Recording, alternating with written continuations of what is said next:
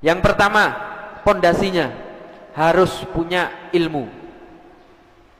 Pondasi yang pertama harus memiliki daripada ilmu. Alhamdulillah kita kumpul-kumpul di masjid seperti ini bukan gak ada artinya, Pak. Kita di sini nyari ilmu, ilmunya Allah Subhanahu wa taala. Ini bentuk daripada kita untuk mencari ilmu daripada yang pertama. Pondasi yang pertama kita nuntut ilmu. Lalu kemudian ada yang mengatakan saya ini sudah tua. Udah bukan saatnya lagi nuntut ilmu. Udah bukan saatnya lagi, tanggung jawab banyak.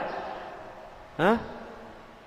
Nuntut ilmu itu, Pak, gak harus masuk pondok pesantren, gak harus masuk madrasah, tapi meluangkan sedikit waktunya duduk ada di majelis ilmu seperti ini, kuliah subuh seperti ini, kultum sebelum berbuka seperti yang biasa dilakukan di masjid-masjid, itu sama dengan menuntut daripada ilmu.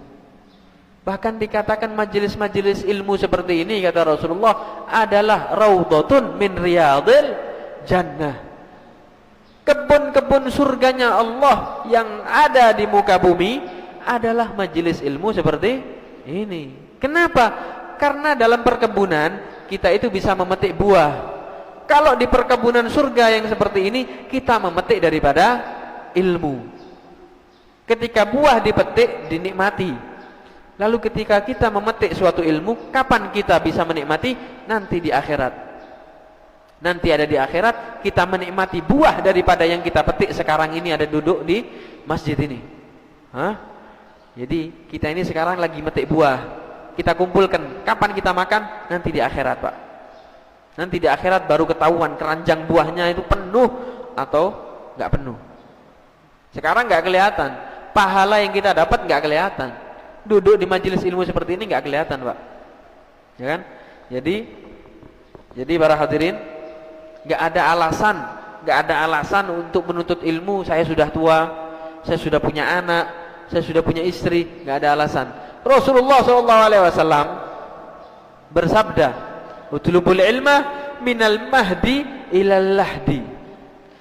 Tuntutlah ilmu, kata Rasulullah SAW. Mulai kamu digendong oleh ibumu, kamu jadi bayi ini digendong, kamu nuntut ilmu sampai kamu ada di liang lahat.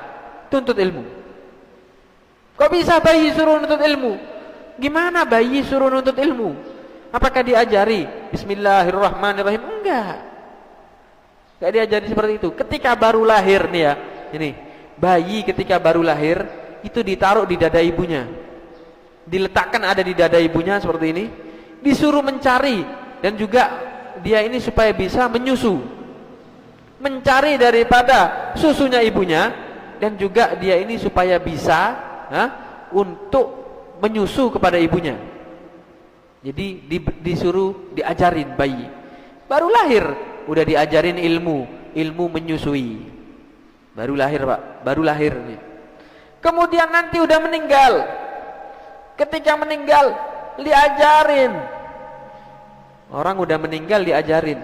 Udah masuk di liang lahat ini ya. Udah masuk di liang lahat diajarin, Pak. Ditalkin kalau bahasa sekarangnya. Gimana talkinnya? Apakah talkin itu ngajari? Apa cuma doa? Talkin yang biasa kita baca itu tersusun dari ajaran dan juga doa. Mengajari mayit dan juga mendoakan mayit. Talkin yang sekarang ini. Gimana cara ngajari mayit? Diajari, Pak. Ketika sudah dihadapkan ke kiblat, kemudian ditalkin. Ada yang udah dikubur sedikit, ada yang masih di dalam kubur ditalkin, diajarkan. Idza ja'akal malakani yas'alani fakullahuma yas'alani man rabbuka wa man nabiyyuka wa man imamuka wa ma kiblatuka wa man ikhwanuka fagul lahuma bilisanin sahih wa jawabin sharih Allahu Rabbi wa Muhammadun Nabiyyi wal Qur'anu imami wal Ka'batu kiblati wal muslimina wal muslimat ikhwanun wa ikhwati. Diajarin ketika kamu wahai mayit nanti didatengin dua malaikat yang nanya sama kamu, maka dia itu bakal nanya, siapa Tuhanmu, siapa nabimu, siapa imammu, apa kiblatmu, dan siapa daripada teman-temanmu, siapa saudara-saudaramu. Ditanyain oleh malaikat 5 hal ini. Faqul lahuma, maka sekarang kalau kamu ditanyain seperti itu, jawab sama mereka. Jangan takut, jangan risau, jangan galau, jawab dengan lisan yang fasih. Allahu Rabbi, Tuhan saya Allah. Nabi Muhammad adalah nabiku, Quran adalah imamku, dan juga Ka'bah adalah kiblatku, dan orang muslimin dan muslimat adalah saudara-saudariku. Diajarin, Pak. Orang udah meninggal, gak ada nyawanya, diajarin. Ini adalah ajarannya Rasulullah SAW, mengajari kita utlubul ilma minal mahdi, dari gendongan ibu ilal lahdi, sampai masuk ke liang lahat. Diajarin. Jadi nggak ada kata terlambat untuk menuntut ilmu.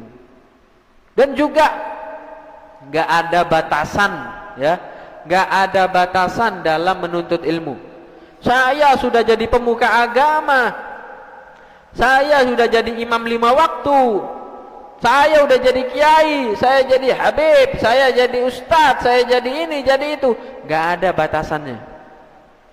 Orang nyari ilmu, ya, orang nyari ilmu itu, Pak, harus mengakui bahwa dirinya nggak punya ilmu supaya dia mendapatkan ilmu. Bukan berarti dirinya udah paling bagus, merasa dirinya paling tinggi, terus nggak mau mendapatkan ilmu lagi. Ini orang yang sombong. Dikatakan oleh Rasulullah, orang yang seperti ini nih temannya iblis. Kenapa? Sombong. Karena yang mencetuskan kesombongan pertama kali ada di dunia ini adalah iblis. Iblis adalah makhluk pertama yang berani sombong di muka bumi ini. Ketika dia disuruh sujud kepada Nabi Adam oleh Allah Subhanahu wa taala, enggak mau. Aba wastakbara wa kana minal mustakbirin. Enggak mau. Enggak mau untuk sujud. Ditanyain oleh Allah, "Qala ma mana'aka an la tasjuda id amartuk?" Kenapa kamu ini enggak mau sujud, iblis? Kenapa kamu enggak mau sujud ketika aku nyuruh kamu untuk sujud? Dikatakan oleh Allah Subhanahu wa taala, kenapa? Alasannya apa?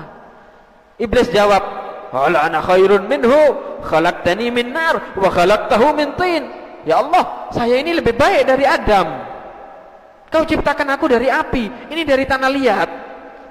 Tidakkah engkau melihat, ya Allah, tanah liat itu loh. Ini tanah liat di depan ini, tanah yang udah kena daripada air, becek-becek seperti itu, ya seperti itu. Gak ada harganya. Kalau api, ya, kalau api sedikit aja, bangunan bisa terbakar, bangunan bisa habis lenyap. Tapi kalau cuman tanah yang basah, ya, tanah liat, itu mau dibikin apa? Mau buat hancurin apa? Gak ada harganya. Jadi saya lebih baik daripada Adam. Gak mau saya sujud. Nah, ketika itu iblis diusir oleh Allah, dilaknat oleh Allah karena merasa dirinya sombong. Begitu juga orang yang merasa dirinya udah banyak ilmu, merasa sudah dia ini ustadz, merasa dia ini, sudah itu, sudah ini, sudah itu. Sama seperti iblis. Kawannya iblis, kata Rasulullah SAW. Bukan saya yang bilang, ya, bukan saya yang bilang, Rasulullah SAW yang bilang. Kawannya iblis. Jangan sampai kita meniru. Diceritakan ada seorang nabi yang bernama Nabi Musa. Nabi Musa kenal semua insya Allah. Nabi Musa ini nabi yang agung, Pak. Nabi yang sangat-sangat tinggi derajatnya di sisi Allah, termasuk daripada nabi pilihan. Di antara 25 nabi, ada 5 nabi yang jadi pilihannya Allah Subhanahu wa taala. Kenapa? Karena dakwahnya sangat-sangat besar kepada umatnya. Dan juga dia ini ketika berdakwah banyak menemui daripada kesusahan, tapi sabar. Siapa yang pertama? Nabi Nuh. Nabi Nuh dakwahnya 1000 tahun, yang masuk Islam cuma sedikit, dicaci maki dan lain-lain, sabar. Jadi nabi pilihan oleh Allah Subhanahu wa taala. Termasuk namanya itu nabi pilihan tuh masuk kategori ulul azmi. Ya, masuk kategori ulul azmi. Yang pertama Nabi Nuh alaihi salam. Yang kedua Nabi Ibrahim. Nabi Ibrahim ini berdakwah kepada kaumnya sampai ditelanjangi di depan orang, kemudian dilempar pakai ketapel nyampe ke lautan atau gunung api, tapi enggak terbakar.